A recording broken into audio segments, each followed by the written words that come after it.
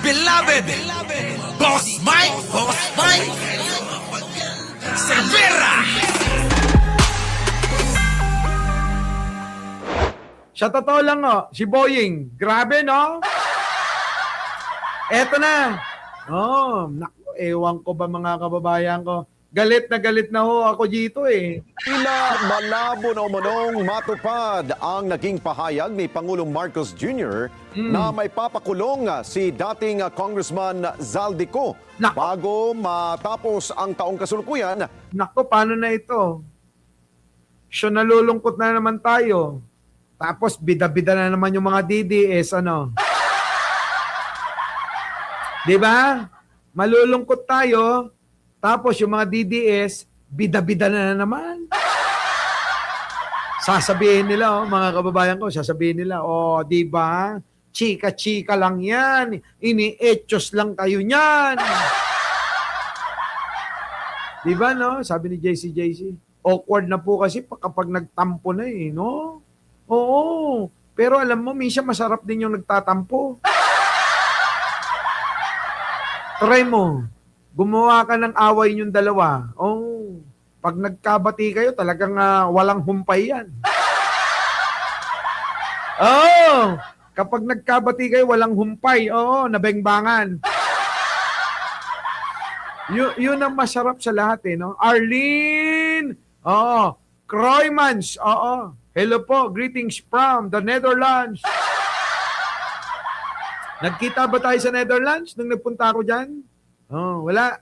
Sabi rito, pag walang nakulong, panalo na DDS. Ayan na nga. Hindi pa naman. Ilan ba nakapila? Marami sila eh. Ayan na. Dahil hanggang ngayon ay hindi pa rin natutukoy ng otoridad ang kinaroroonan nito. Eden Santos sa balita. Nakaw. Makukulong na sila. Yan na nga nga sinasabi ko, naniniwala.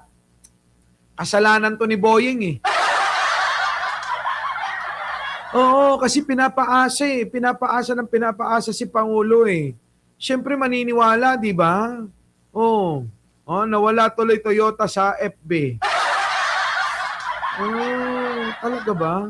Hindi nga, mga kababayan ko. Kawawa si Manong Bongbong dito. Pinaasa ng pinaasa eh. Pero sana, no? Sige na, habol mo na. Hanggat hindi dumadating ang Pasko. Malay nga naman natin, baka bukas, ano? Masyado lang tayong atat.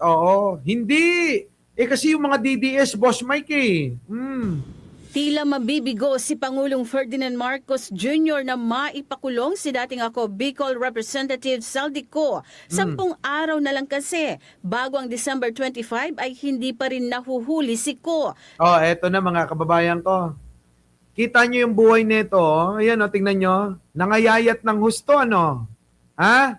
Nangayayat ng husto si Zaldico. Alam nyo ba, ito mga kababayan ko.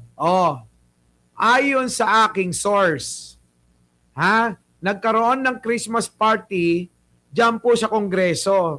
Tama nyo ako pag mali ako. Tumatanggap naman ako ng pagkakamali. Masama bang tumanggap ng pagkakamali? Kabawasan ba ng gandang lalaki yung pag-amin ng kamalian? Alam nyo mga kababayan, hindi ako naniniwala doon. Ang pagtanggap ng kamalian ang siyang nagpapakita ng kagalingan. Tama, di ba, mga kababayan? Totoo yan.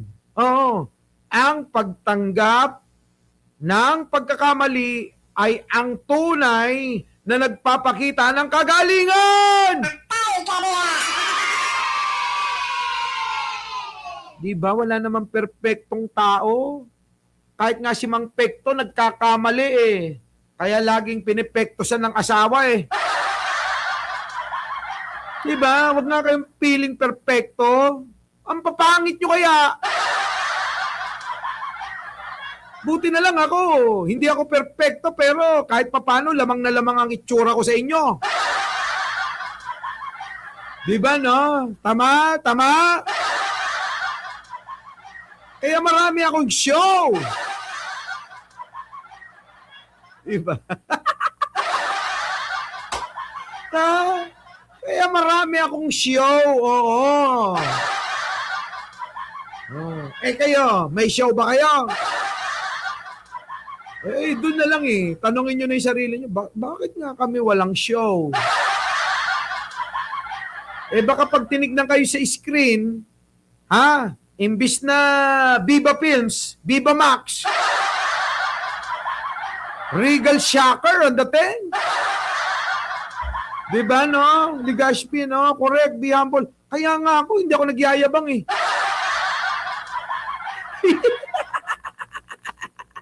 Ay, nako! Oo. Eto na mga kababayan ko. Eto na, yung chika, makalimutan nyo. Eto yung chika. Gusto nyo ba ng chika ko? Itama nyo ako pag mali. Sa mga sa mga Martinico dyan na makakarinig. Si Jojo Chavez nakatulog dahil sa boses ko. May maaresto na. Antay na pa ng 30 minutes. Eto na, Sir Mike, ba't po wala kang wrinkles?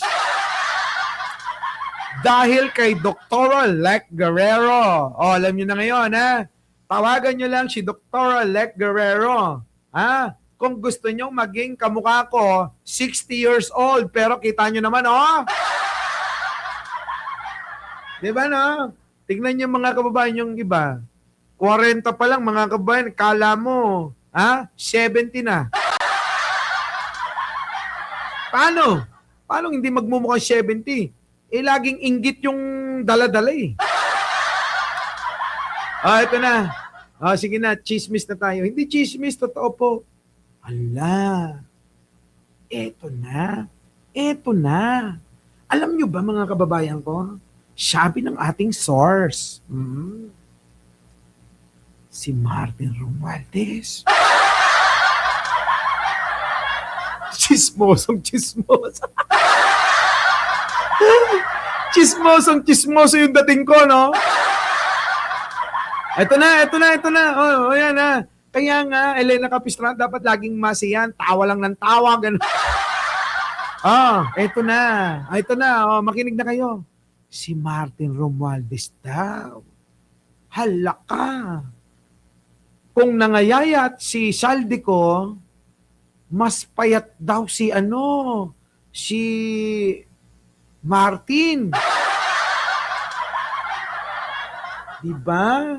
Anong silbi ngayon ng pera, Aber? Sige nga.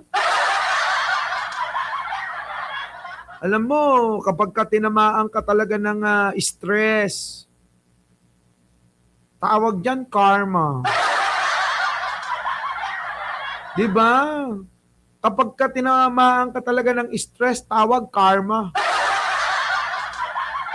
Tingnan nyo mga kababayan ko, maraming pera pero ang itsura, akala mo ililibing na. Diba? Tingnan nyo mga kababayan ko si Saldico, napakaraming pera, bilyon, trilyon pa nga siguro, pero ganyan naman ang itsura. Trilyon ang pera mo, pero ba't parang ililibing ka na? Sabi ng ating source, nangayayat na raw ng husto si Martin. Bakit? Nakukonsensya na siguro. Kaya kung ako sa'yo, Martin, balik mo na lahat yung mga ninakaw mo. Kaysa mapunta lang kung kani-kanino. Diba no? Balik mo na, Martin. Sabay na kayo ni Saldico. Sa bagay. Yung mga area-area ni Saldico, naka-freeze na. Naka-freeze na. Siyempre, Boss Mike, sabi dito, siyempre, Boss Mike, nag-iisip yun. Nahihiya yung kay PBB. Siyempre. Dapat lang siya mahiya. Diba? Ang ganda-ganda ng plano ni Manong Bongbong natin. Seryoso sa pagbabago. Kaya nga bagong Pilipinas ang tagline Tapos mga kababayan, may ganyang katulad ni Martin. Diba? Nagiging dumi sa administrasyon ni Manong Bongbong. Diba? Yan yun. Sabi, magkasabay kayo ni Attorney Clerk. Okay lang yun, manood kayo ron. Manood kayo ron, ha? Manood kayo. Bukas nyo na balikan to. Ganun po. Oo. Hindi naman po meron ding napayat na in love pero imposible po. Oo, ganun po. Pwede din po na namayat kasi may sakit po.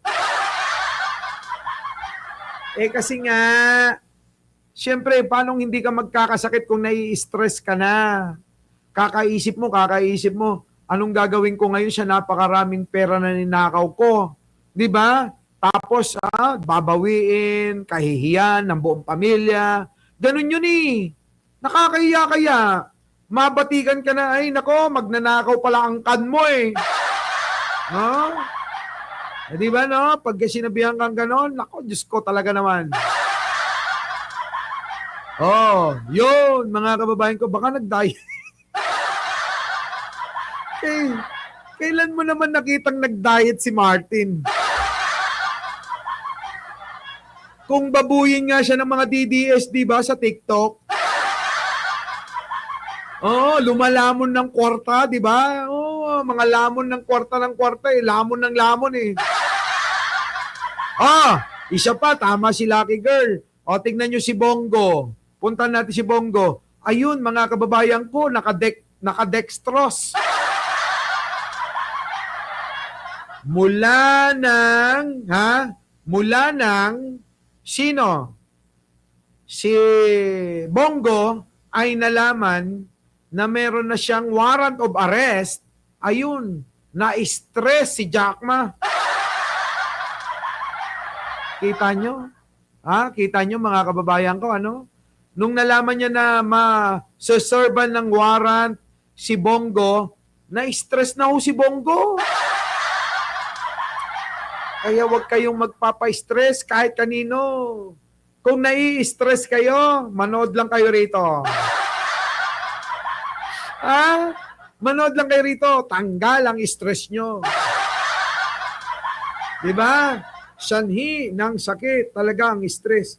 Opo, karamihan po ng sakit galing po sa stress. Bakit tayo magpapa-stress sa mga walang kakwenta-kwentang tao?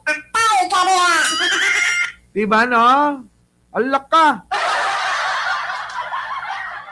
Diba, no? Diba? Yan, sige. Hindi politics pa more. Wala namang problema sa politics eh, Marian Tomas. Alam mo ang problema? Nagnanakaw sila. Mild stroke si Jack. Cool. Talaga ba?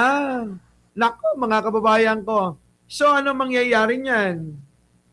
Ano na mangyayari? So, mag-wheelchair na ba? Si Jack Ma, pagpapasok siya sa Senado? Ganun ba ang peg niya? So, ang sagwana, no? Ang peg ni ni Jack Ma, papasok sa Senado, naka-wheelchair, tulak-tulak nila, no? Eto na.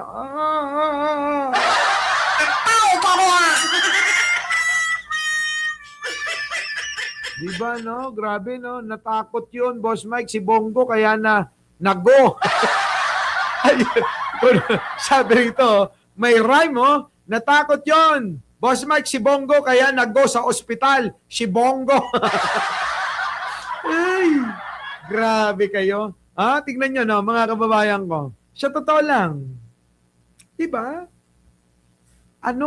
Ito pa ulit-ulit kong sinasabi. Ano ang gagawin nyo sa maraming kwarta kung magiging kamukha nyo siya? Ano ang gagawin nyo sa kwarta kung tulad ni Martin, hindi na nagpapakita sa media? Nahiya siguro sa kanyang itsura. Ano ang gagawin nyo sa maraming kwarta kung katulad ni Bongo, nakahilata, nakadextrose pa? Ano ang gagawin nyo sa kwarta tulad ni Digong nakakulong, hindi na rin mapakita yung sariling itsura. Wala na mga kababayan ko, kaya sabi ko sa inyo, ang gawin natin lagi lang tayong masaya. Madali dapat tayong makontento, di ba? At ako mga kababayan, napakadali kong makontento. Alam nyo ba kaninang umaga, hinain ni Jen Angeles, nilagang okra, piniritong talong, tinagtaran ng laso na, with kamatis at sili at konting toyo, mga kababayan ko, sausawan na. Pinatakan pa ng kalamansi, mga kababayan ko, para may konting asim pa. Tapos, mga kababayan ko, may partner na tinapa. Walang sasarap sa ganyang pagkain, mga kababayan ko, maniwala kayo sa akin. Hindi matutumbasan ng buffet yan. Oo, hindi matutumbasan ng buffet. Walay. Oo. Walay yun, mga kababayan ko. Agima ka, ha? Kabalong! Di ba, no? Grabe yung kain ko kanina, mga kababayan ko. Oh, naparami yung kanin, kaya ang ginawa ko, yung maintenance ko muna, kailangan inumin ko. Alam nyo, kapag senior citizen na tayo, Pag senior citizen na tayo, mga kababayan, kailangan na talaga yan. Sige! Diba? Ay, ramas-ramasin yung kaslala, kwamot, Ramas! Pagkal! Kamot! Subo! Awanan, nginal-ngalanin, telmon nga telmon! Ay, laro. Sarap, no? Sarap ng ganung buhay, mga kababayan ko, no? Kasi sa amin nung araw, yung mga ganyan, doon lang yan sa paligid ng bahay. Oo, hindi mo kailangan na bumili. Kasi tumutubo lang yan sa tabi-tabi. Oo, sa bakod namin, merong mga, patani, mga ganon, sigarilyas, mga ampalaya. Tapos sa tabi, mga kababayan, merong mga okra, saluyot, talbos ng kamote. Ang bibilin mo na lang ay pritong isda o kaya kung gusto mong magtipid, tinapa. At ito, ang masarap na tinapa dyan sa Pangasinan, napakamalinamnam. Ang linamnam ng tinapa dyan sa Pangasinan, maniwala kayo sa akin, yung kulay dilaw. Lalo na yung mga malalaking yung Gigi, galunggong, yung bang, nung araw kasi 5 piso, 5 piraso. Naabutan nyo ba yon? Yung 5 galunggong, yung saliwaan yun Dito yung ulo, tapos yung susunod, kabila naman yung ulo. Baliktad na naman uli, baliktad. Hanggang 5, mga kababayan, tapos babalutin ng gano'n, no? Di ba? Mga kababayan ko, grabe, 5 piso lang yun noon. Ay nako, mga kababayan, isa nun, tag-iisa kayo, halimbawa 5 kayo sa pamilya, di tagpipiso lang yung budget nyo ulam, sa'yo. Ay nako! Ako nga, ginagawa ko dun, hinahati ko yun Yung isang isda na galunggong na tinapa, hahatiin ko sa gitna. Tapos, sa amin kasi pawid, di ba? Meron dong kalawit. Tapos yung basket. Yung basket, lalagay mo doon para hindi ka kainin ng pusa. Kita nyo, no? Di lalagay mo sa basket. Yan yung tinapa. Yung tinapa, lagay mo sa loob. Tapos, isabit. Di ba, no? Isabit yun, baka kainin ng pusa. Pagka kayo nagutom, ng merienda. Nung araw, swerte mo na yung makamerienda ka ng ng mga meriendang nandiyan sa binebentang komersyal. Ang merienda namin nung araw, kung hindi kung hindi yung mga bunga-bunga ba, maglaga ka ng kamoting kahoy, saging, mga ganun, no? Saba, ganun, Oo. Ganun ang buhay namin nun eh. Tapos minsan kapag walang ganun, walang ilalaga, Engka, agkalawit, te, kamantires.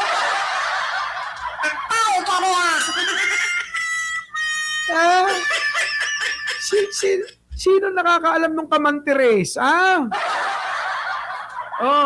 Di ba no? Naku mga kababayan ko. Oo. Ang problema kapag na-tsempohan mo yung ano ba yung Tagalog ng kamantires? Comment nga.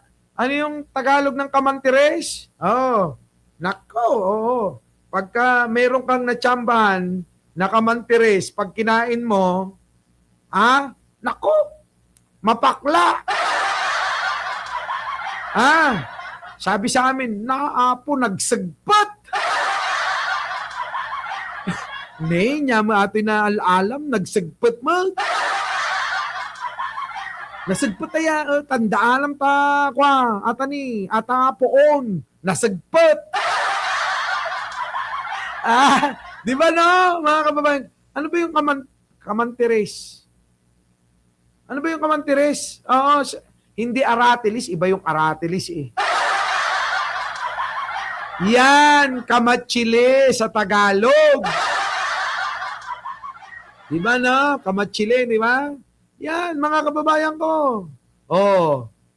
Yan, kamatsile. Di ba no? Ganun ang buhay nung araw. Simple lang. Pero hindi kayo nagtataka. Hindi tayo nagkakasakit. Diba? Napansin nyo ba nung mga panahon na yun eh? Hindi man lang tayo nagkakasakit. Kasi mga fresh yung kinakain natin.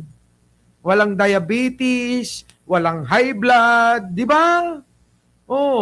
Kasi mga fresh, mga walang sugar, mga walang preservatives, wala kahit ano. Kaya yung mga katawan natin, na kahit na maghapong kang nasa taltalon, okay lang. Di ba? Kahit na maghapong ka nasa taltalon, nag-aararo, nagtatanim, naggagapas, nagpapag-ot ng mani, at nagbuburas ka ng mais, hindi ka mapagod-pagod, maniwala kayo. Iba, oo. Iba talaga sa probinsya. Epic na yan, Ano ba naman ito? Ano? Sabi Pingpong, pag nilagnat, royal lang, magaling. Pag nilagnat ka, royal at saka, Skyplex. Kita nyo, sarap balikan ng mga araw. Sa birthday ko, kailangan may pag-games tayo. Sa birthday ko, magpapa-games tayo. Patintero at saka tumbang preso. Di ba? O kaya naman, kampi-kampihan yan eh. Luksong baka.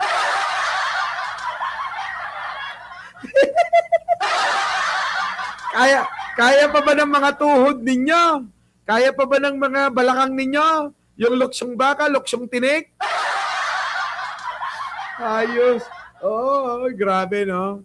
Kung saan-saan na tayo napunta, hayop na Rocky na to. Eto na. Nanggigigil na yung mga DDS. Grabe. Hello?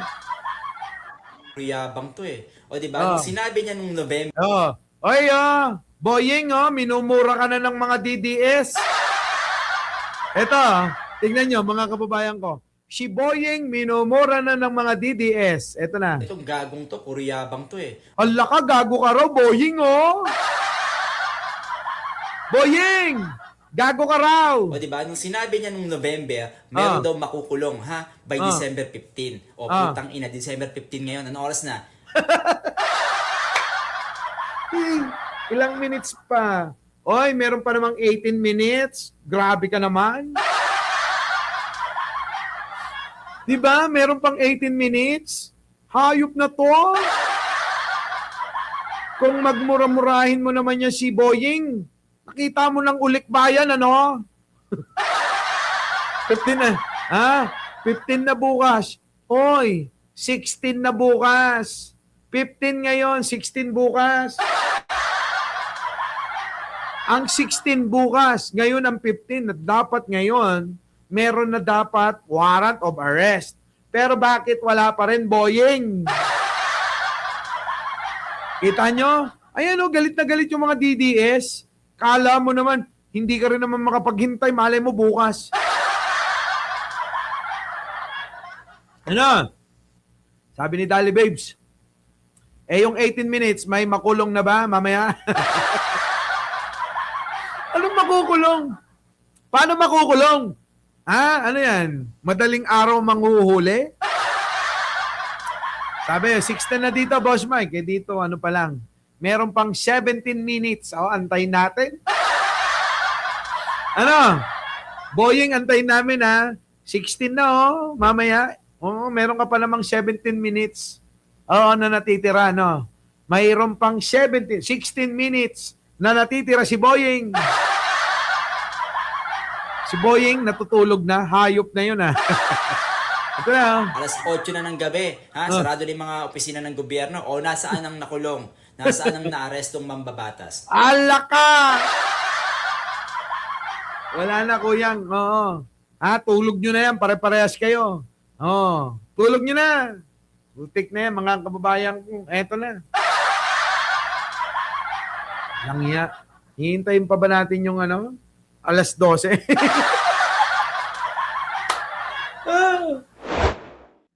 Our beloved Boss Mike! Boss Mike!